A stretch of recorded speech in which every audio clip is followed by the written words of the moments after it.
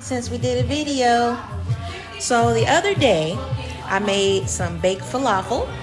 It's delicious, it's vegetarian, it's vegan, and it's Daniel fast friendly. A lot of you guys know I'm Daniel fasting right now. So week 1 is down, 2 weeks to go.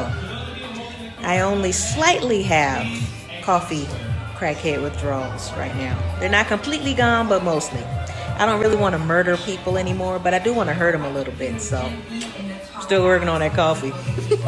Anyway, my niece asked me for the recipe, so I decided, let's make a video. Haven't done that in a while. So shout out to Daniela for putting that in my head. Anyway, alright, so today, like I said, we're making baked falafel. Let me flip my screen so I can tell you your ingredients.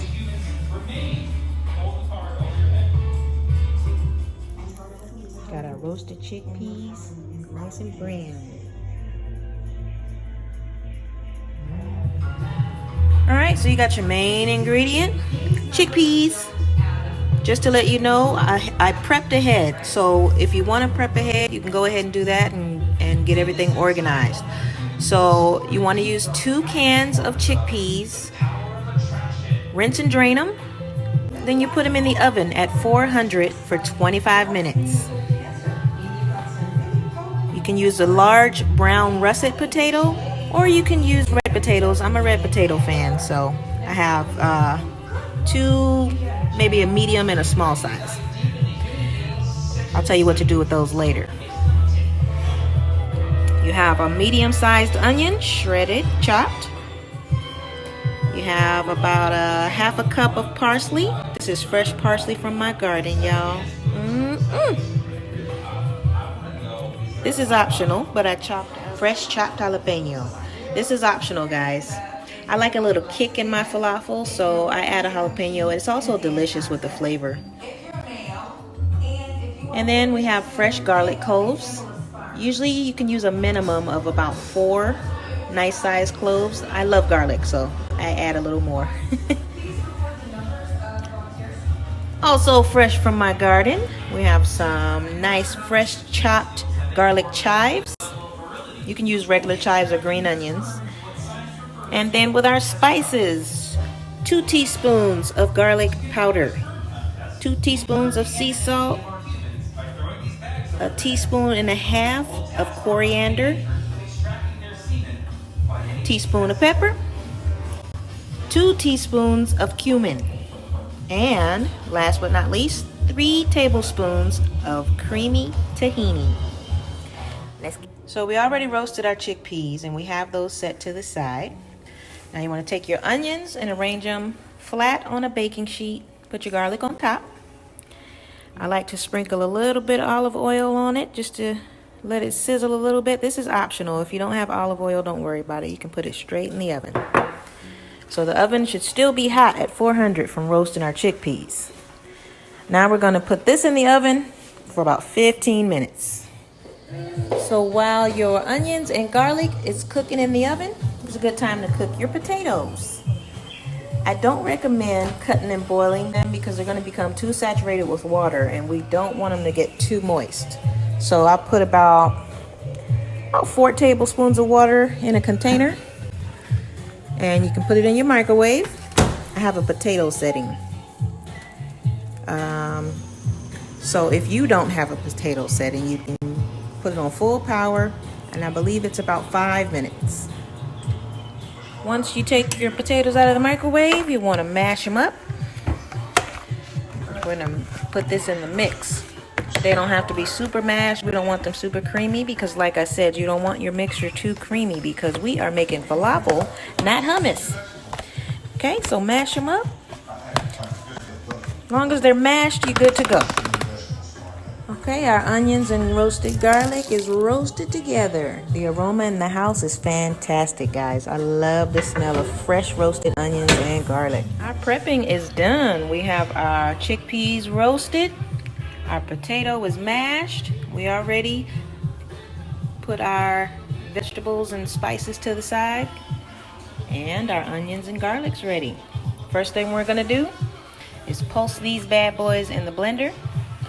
So the object is to blend up the whole chickpeas. You don't want any whole chickpeas left, but we don't want to blend it creamy. So a food processor will work best, guys, but I burnt mine out. So I have to go shopping. A blender is also sufficient. So you want to put it on your grind setting. I don't know if you can see that. Got to get close. Put it on your grind setting, and we're just going to pulse it a couple times. Okay, got them all in there. Well, mostly. Only dropped a few. You don't have to put any olive oil, but again, I just put a little drop of olive oil. We're going to pulse this.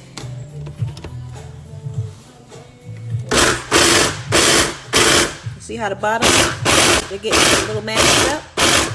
That's what we want. All right, be patient with yourself, because this takes a lot of pulsing, stirring, mixing it up, making sure you're getting all of those chickpeas to the bottom. If you have a couple of them that are still whole, no big deal.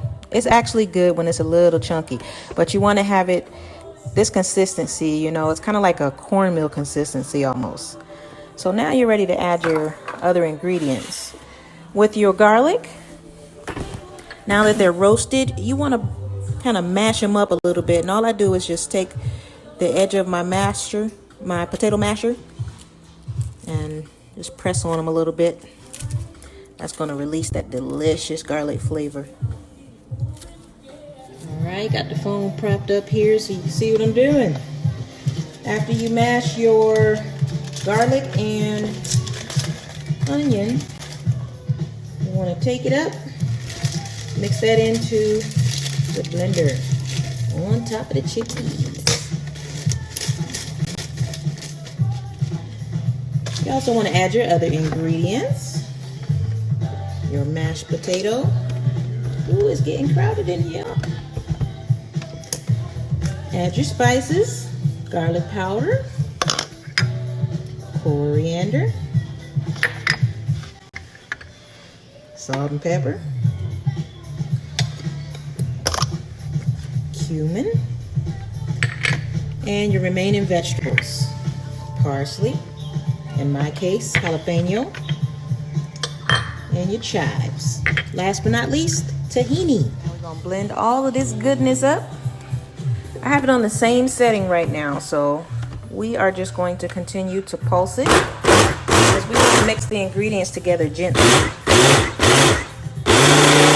A lot of patience to do this in a blender, y'all. I highly recommend a food processor, but I pulsed it as much as I could without starting to puree it. So we're going to do the rest by hand. So we're going to empty this out into our mixing bowl over there. So mixing it by hand is pretty easy. I just added about a tablespoon more of tahini and a drop of olive oil, and I'm going to take my masher and just mix it all in. Okay, so you should be done with your mashing, or if you're like me, you got in there with your hands. But your consistency now is crumbly but sticky, because you're ready to make your patties. So let's just get in here with our hands. This is part of cooking. Got a little piece of garlic that didn't grind up so well, so I'll just put that to the side. Nobody wants to bite into a chunk of garlic, unless you're me, because I think it's delicious. Anyway, so once you're good and mixed and you have almost a dough-like consistency, now you're ready to make your patties. It's up to you what size you want to make. Traditional falafel balls, I'm going to roll it up like this.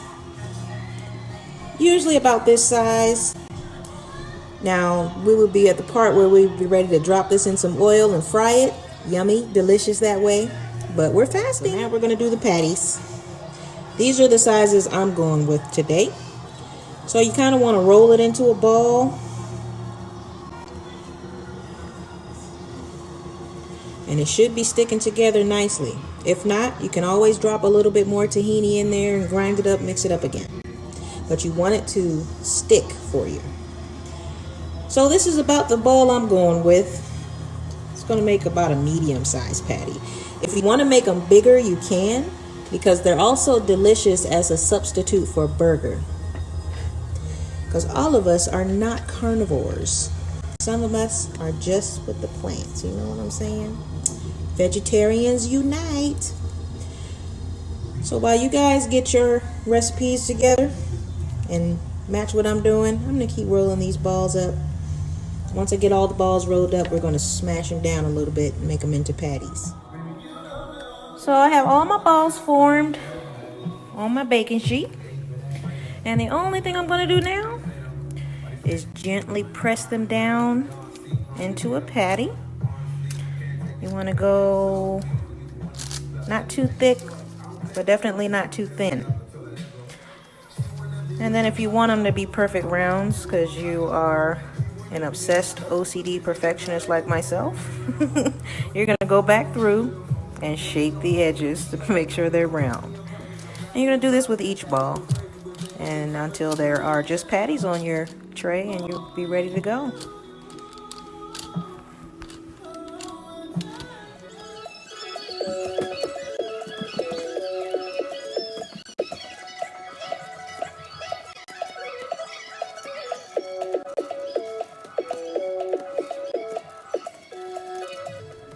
My patties are looking good. Nice and flattened out and rounded. This part is optional. I love avocado. I also love avocado oil. I like a little crisp to my falafel, and I can't get it because I'm not frying it, so I like to just dip my finger. You can use a baster if you like. I love using my hands when I cook. They're clean, I promise. Dip it in a little bit of the oil. You can use olive oil if you're not an avocado fan. And I just kind of go over the top of each one.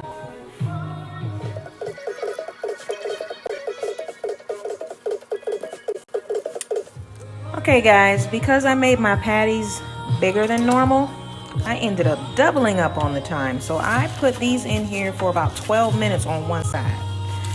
So now it's time to flip them.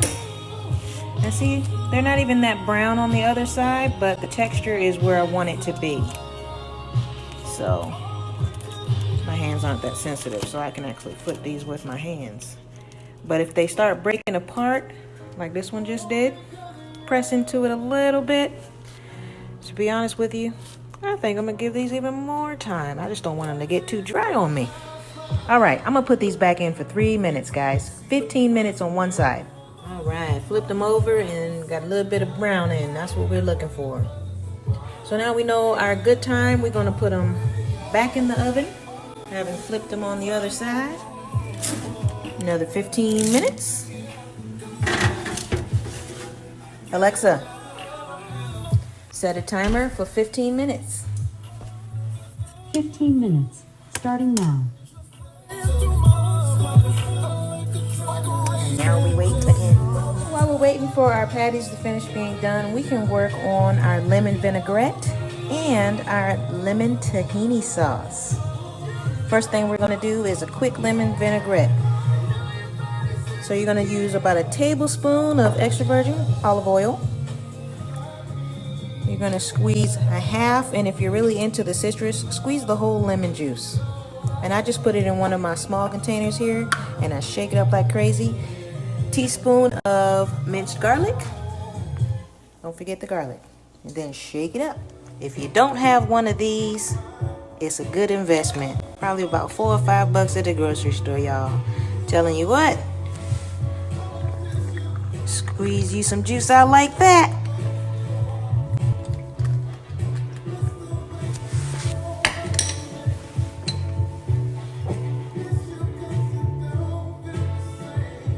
About a tablespoon of that olive oil. Now you see the ratio of oil to citrus. You only need a little bit of oil, and the rest of it can be citrus.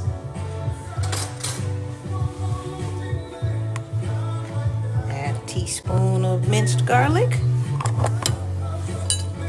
You want to secure that top firmly. Shake it like crazy. For our tahini sauce, I put about a teaspoon of lemon juice in there.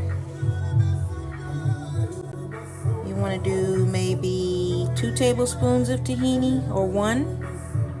Depends on how much you're making. And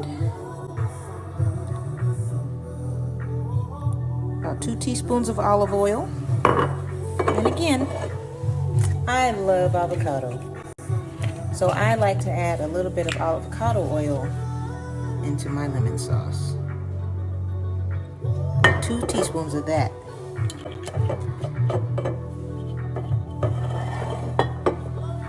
Alright, once you got all your ingredients in there, the same rule applies.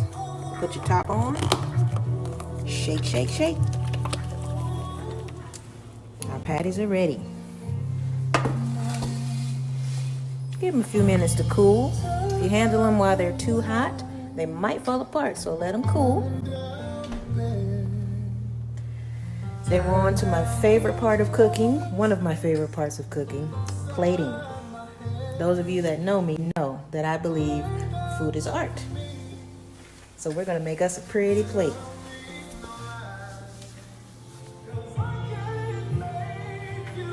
So I started my plate with a simple bed of arugula. You can use spinach if you prefer, or kale. I love arugula, so we are going with arugula today. Next thing you want to do is take your lemon vinaigrette, give it a little sprinkle across the bed of lettuce. Now you're ready to put your falafel patties.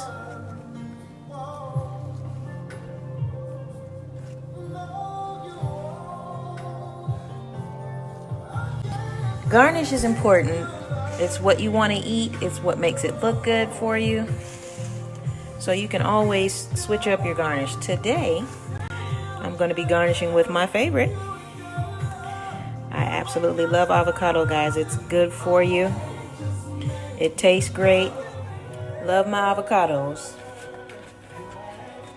I'm also going to add some cherry tomatoes. And I just chopped them in half. They're also delicious, nutritious, and quite beautiful. I love my microgreens as well. So today I'm going to be using micro cilantro. Just put a little bit of that on top.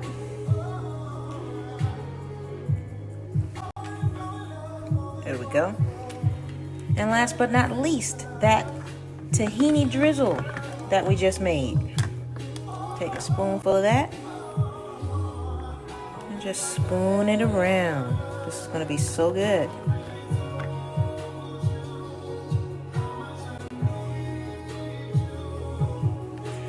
Voila, fam bam. Baked falafel on a bed of arugula. There you have it. Baked falafel on a bed of arugula. Garnished with cherry tomatoes, avocado, and some cilantro microgreens. This is a delicious meal. It's very nutritious. It's vegan. It's vegetarian. It's Daniel Fast friendly. And you can make so many of these ahead of time that you'll have plenty to eat and put the leftovers in the fridge. Bon appetit. Now that I'm done and my plate's pretty, pardon me while I flex. Catch y'all next time.